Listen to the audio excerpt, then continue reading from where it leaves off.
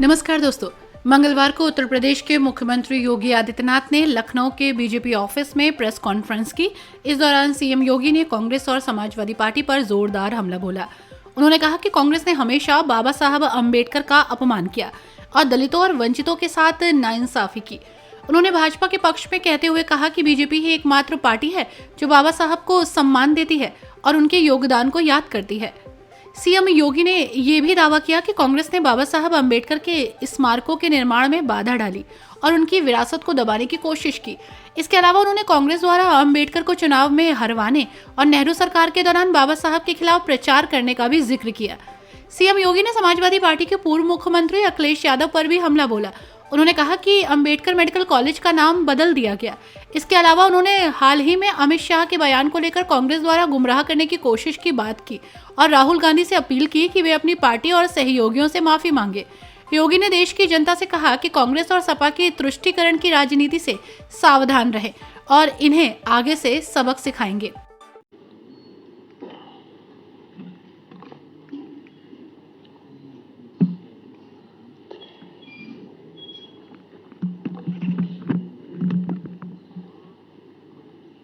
मित्रों, आज की इस विशेष वार्ता में मैं आपका स्वागत करता हूं।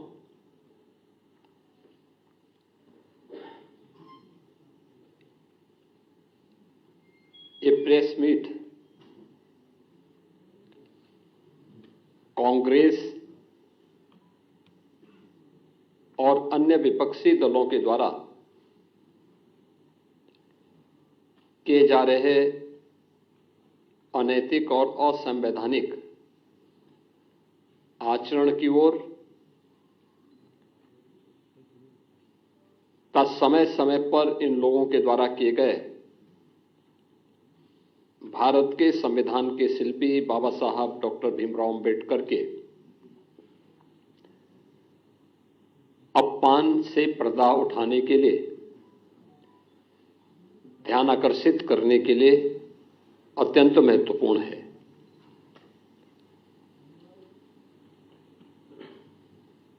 हम सब जानते हैं, देश की आजादी के आंदोलन में और संविधान निर्माण के दौरान और स्वतंत्र भारत में बाबा साहब डॉक्टर भीमराव अंबेडकर का एक बड़ा योगदान था। अत्यंत महत्वपूर्ण उनकी भूमिका समय समय पर रही। वे भारत माता के एक महान सपूत थे।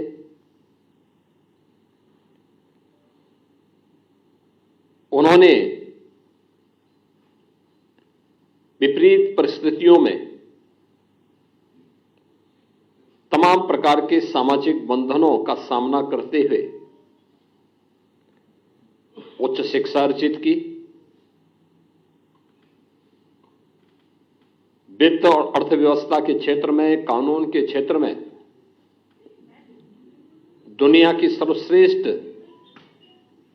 डिग्री अर्जित की और फिर उसके माध्यम से उन्होंने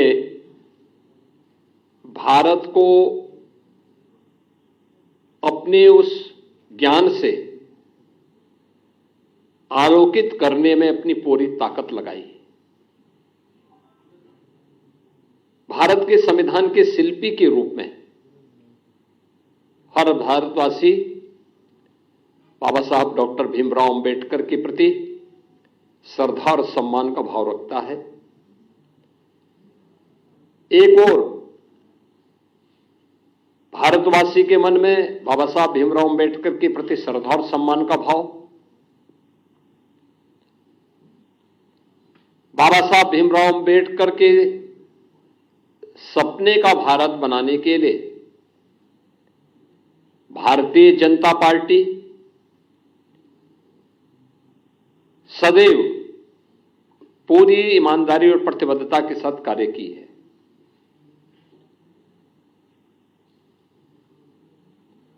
श्रद्धेय अटल बिहारी वाजपेयी जी का यह जन्म शताब्दी वर्ष है और कल उनके जन्म सदी का एक आयोजन भी पूरे देश के अंदर होने जा रहा है। अटल जी की सरकार रही हो या आदरणीय प्रधानमंत्री नरेंद्र मोदी जी के नेतृत्व में चलने वाली भारतीय जनता पार्टी की सरकार, सदैव बाबा साहब भीमराव अंबेडकर की भावनाओं के अनुरूप भारतीय जनता पार्टी ने बाबा साहब भीमराव अंबेडकर को सम्मान दिया, उन भावनाओं को प्रतिनिधित्व दिया और हर स्तर पर उनके प्रति श्रद्धा और सम्मान का भाव रखा। चाहे वे पंचतीर्थ याद करें,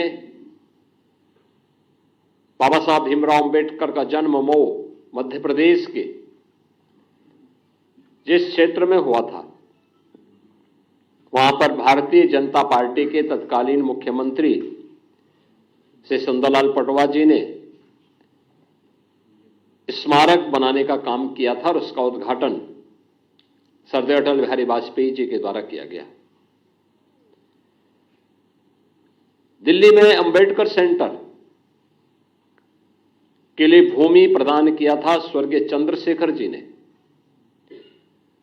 और वहां पर अंबेडकर इंटरनेशनल सेंटर की स्थापना आदरणीय प्रधानमंत्री मोदी जी ने किया। दीक्षा भूमि नागपुर में भव्य स्मारक बनाने का कार्य हो या फिर इंग्लैंड में जहां पर बाबा साहब भीमराव अंबेडकर ने उच्च शिक्षा अर्जित की थी,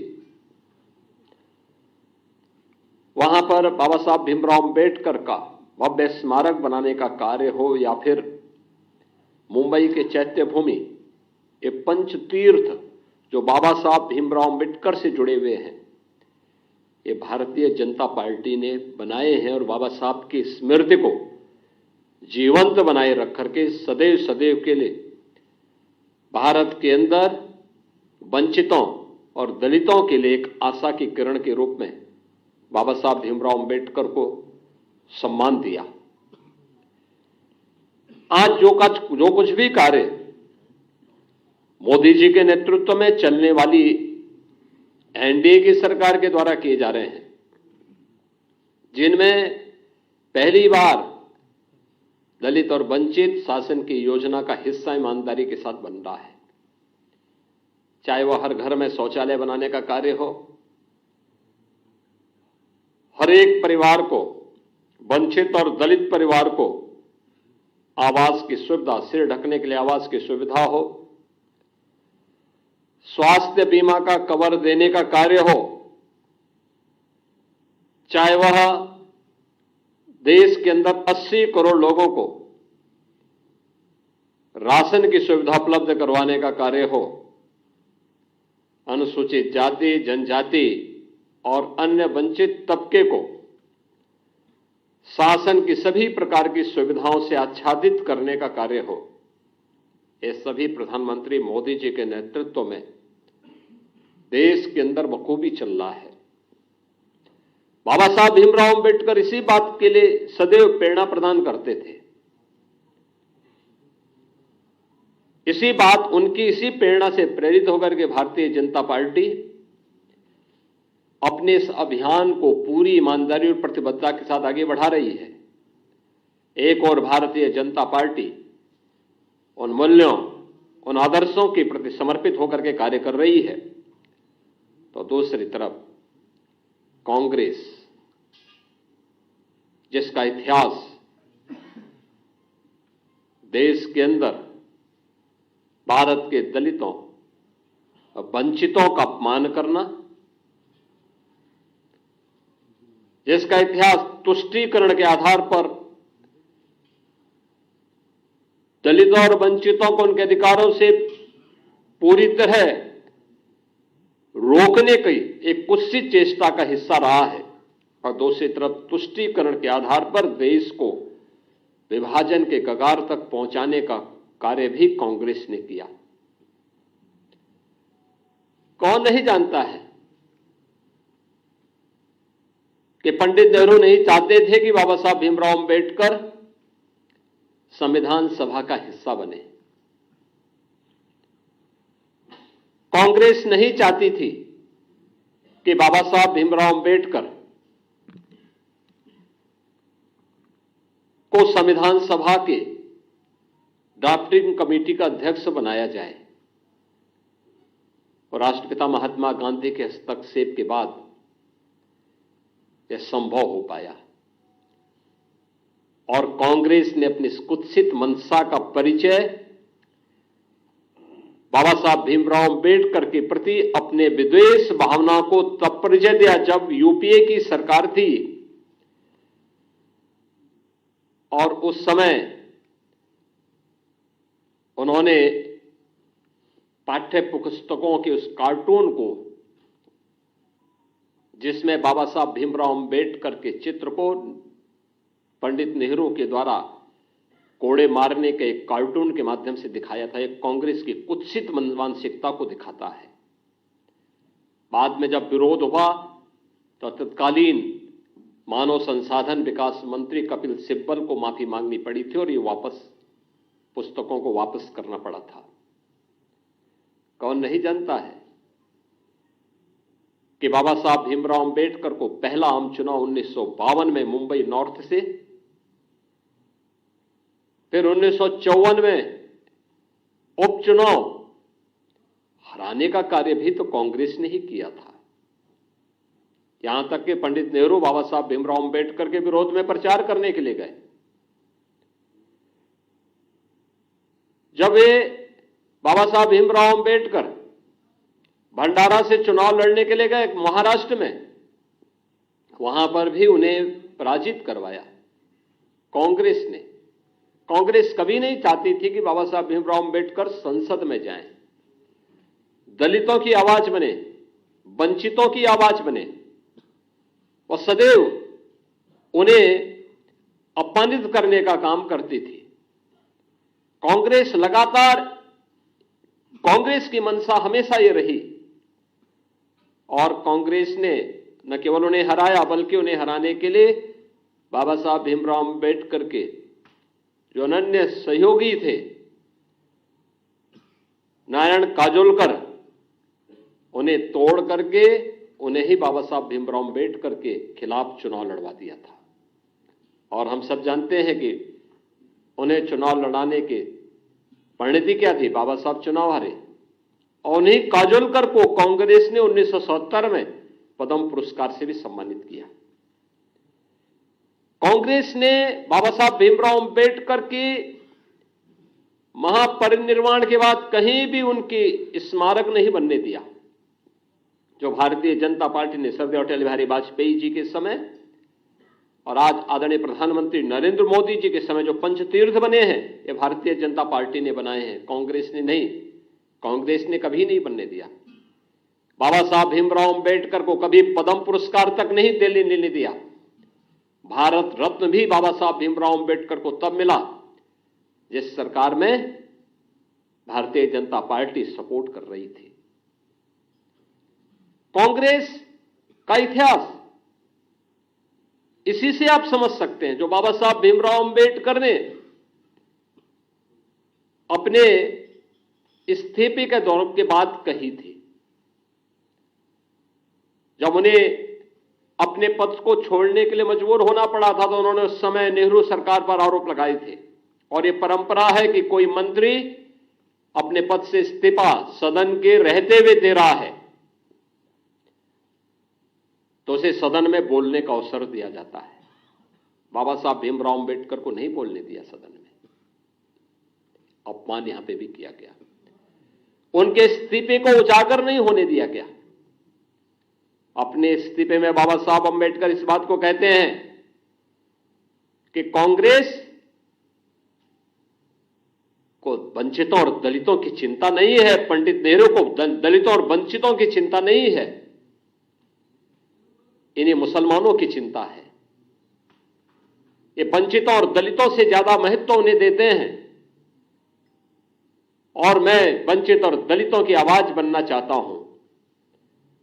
मैंने वित्त और अर्थशास्त्र विषय से उच्च डिग्री हासिल की है। मुझे किसी संसदीय समिति में तक नहीं रखा गया है। ये पीड़ा उनकी थी जो वंचितों और दलितों के लिए जिस आंदोलन को उन्होंने आगे बढ़ाया था, देश के अंदर जिस सामाजिक समता के निर्माण के लिए उन्होंने अपना पूरा जीवन होम किया था, उन्हें उससे वंचित करने का काम भी कांग्रेस किस रूप में कर रही थी। कि बाबा साहब अंबेडकर की पीड़ा उनके इस्तीफे के माध्यम से देखने को मिलती है। और याद करिए, जब कांग्रेस नेतृत्व की ही सरकार केंद्र में थी, तब उस समय कांग्रेस यूपीए सरकार के प्रधानमंत्री भी इस बात को कहते हैं कि देश के संसाधनों पर पहला अधिकार मुसलमानों का है, या वंचितों और दलितों का नहीं है।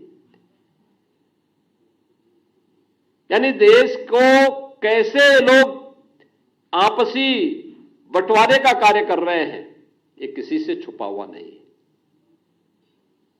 और जो बाबा साहब भीमराव अंबेडकर देश के दलितों और वंचितों को अपमान करने का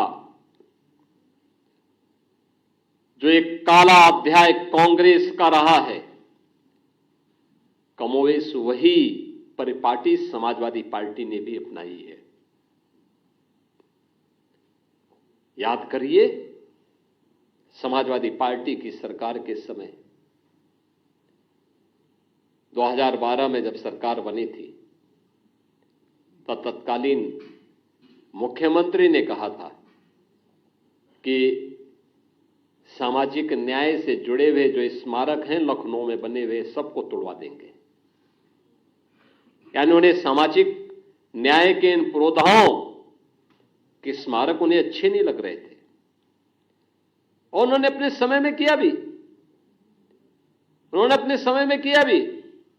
कन्नौज के बाबा साहब अंबेडकर के नाम पर बने हुए मेडिकल कॉलेज का नामकरण हटा दिया, उसे बाबा साहब भीमराव अंबेडकर का नाम हटा दिया।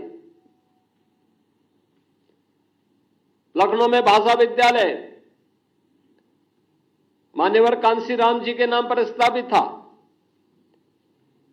वे सामाजिक न्याय की जिस लड़ाई को लड़े थे, समाजवादी पार्टी ने नाम हटा दिया। सहारनपुर मेडिकल कॉलेज का नाम हटा दिया, तमाम जनपदों से नाम हटा दिए गए। ये चीजें दिखाती हैं कि लोग किस रूप में समाज को विभाजित करने के लिए राजनीति करना चाहते हैं। आदरणीय गृह मंत्री जी के बयान को आधा अधूरा मीडिया के सामने प्रस्तुत करके उसके नाम पर किस प्रकार से अपनी राजनीतिक रोटियां इनके द्वारा सेकी जा रही है, किस तरीके से समाज को गुमराह करने का कार्य किया जा रहा है। अपने किए हुए पर पर्दा डालने के लिए इनके द्वारा लगातार इस शरारत की जा रही है। इन लोगों ने अपने कालखंड के दौरान, अपने कार्यकाल के दौरान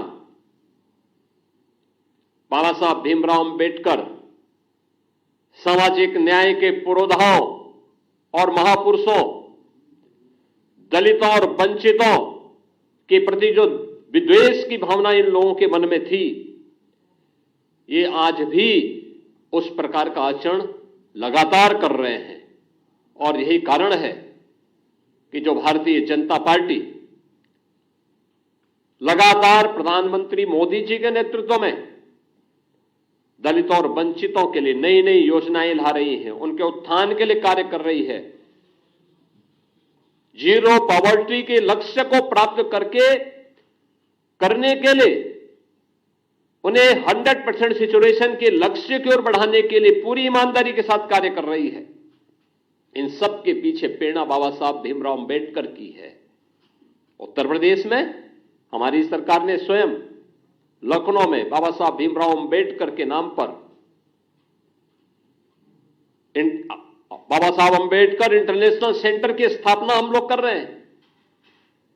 उत्तर प्रदेश के अंदर हर सरकारी कार्यालय में बाबा साहब भीमराव अंबेडकर का चित्र हमारी सरकार के समय, डबल इंजन की सरकार के समय लगे हैं। आजादी के बाद उत्तर प्रदेश से पहला दलित देश का राष्ट्रपति भी बनता है। पहली बार देश के अंदर कोई महिला जनजाति समाज से जुड़ी भी एक मातृशक्ति भारत के सर्वोच्च संवैधानिक पद पर बैठती है। प्रधानमंत्री मोदी जी की प्रेरणा, उनकी लीडरशिप सबको सम्मान देने की है।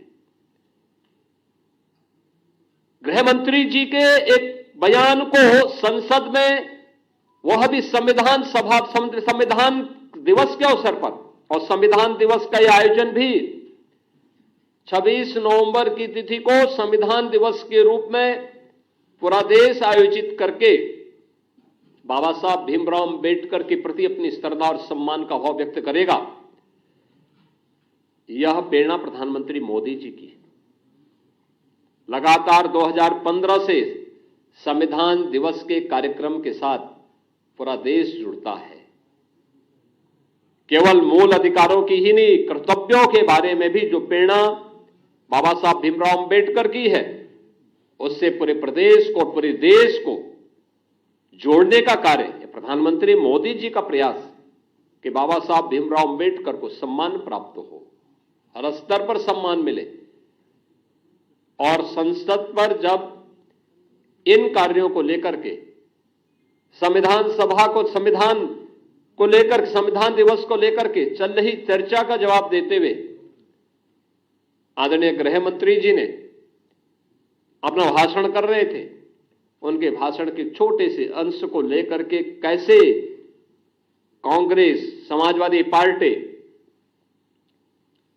इनके द्वारा एक वितंडावाद पैदा करने का प्रयास हुआ, कैसे इनके द्वारा गफलत पैदा और गलतफहमी पैदा करने का प्रयास हुआ। कांग्रेस हो या समाजवादी पार्टी, इनका यह आचरण उनकी विद्वेष भावना को प्रदर्शित करता है। इन लोगों के द्वारा बाबा साहब भीमराव अंबेडकर के प्रति जो शब्द कहे गए थे पूर्व में, कौन नहीं जानता। समाजवादी पार्टी सरकार के समय उनके एक मंत्री जो सुपर सीएम के रूप में काम करते थे प्रदेश में,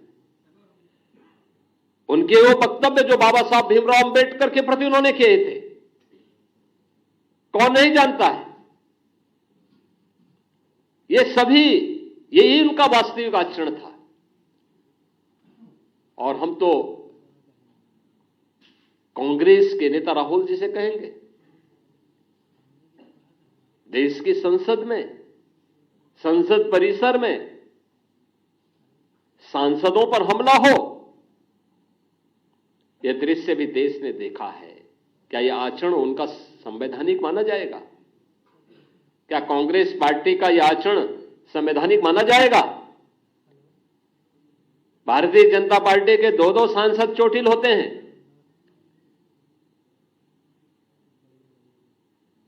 एक बुजुर्ग सांसद, पूर्व केंद्रीय मंत्री चोटिल होते हैं, उन्हें गिराया जाता है। यानी अपने सारे कृत्यों को, मारपीट के कृत्यों को, बुजुर्गों को धक्का देने की कृत्यों को ये संवैधानिक बनाने का प्रयास करते हैं।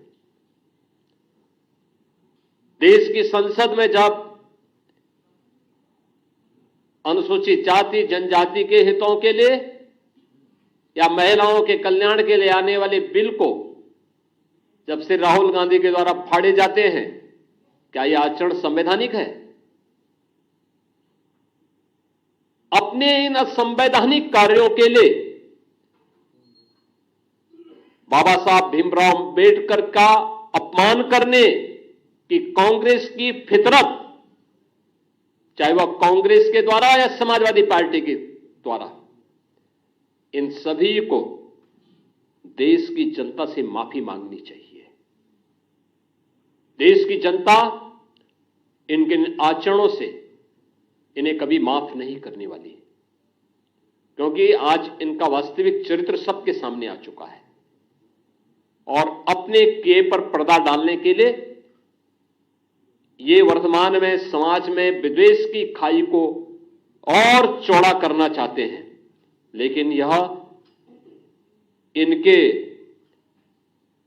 ये कृत्य कभी अब सफल नहीं होने वाले हैं। जनता इन्हें खारिज कर चुकी है, बार बार खारिज की है।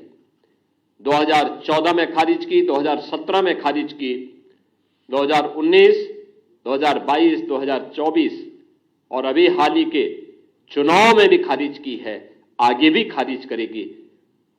मुझे आप सबसे यह अपील करनी थी कि कांग्रेस और समाजवादी पार्टी के इन कृत्यों को आम जनता के सामने रखने की आवश्यकता है और आम जनता ही नहीं बल्कि पूरे देश से ये दल अपने कृत्यों के लिए माफी मांगे। धन्यवाद जी।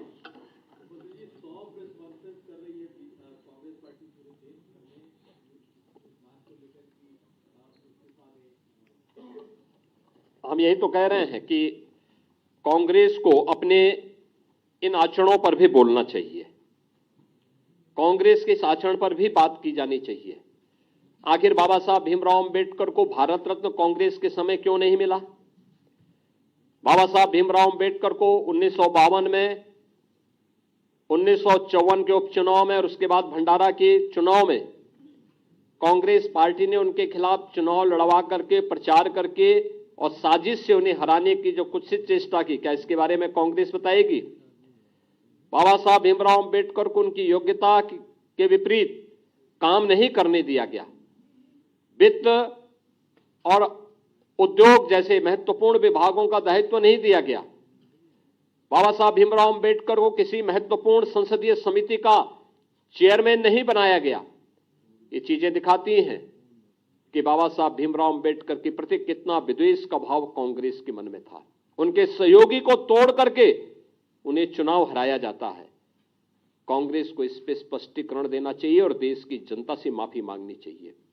बाबा साहब भीमराव अंबेडकर का कोई भी स्मारक कांग्रेस ने अपने कालखंड में सर्वाधिक समय तक देश के अंदर, कांग्रेस की सरकार थी, भारत के संविधान के इस महानायक का, इस महान शिल्पी का स्मारक, चाहे उनकी जन्मभूमि में हो,